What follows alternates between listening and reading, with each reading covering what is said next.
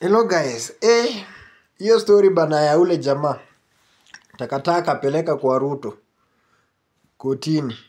Ya amechajiwa okay. Lakini mimi nina swali. Larry Madowo pia mimi nina swali kwako.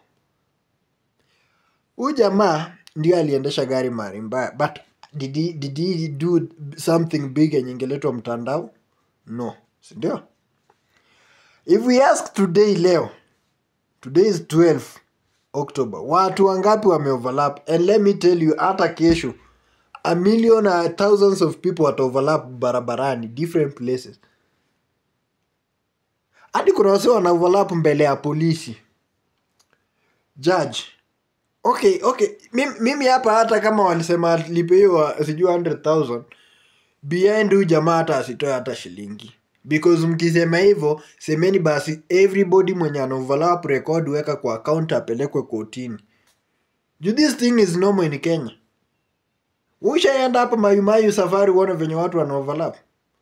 Tuache hiyo. James Gichuru yenyewe from ABC to Lavington. Ukishaanza tu kusonga hivyo ABC, barabara ni two way to and fro, ndio? Lakini kuna watu wa matu wanaundanga moja hapo katikati.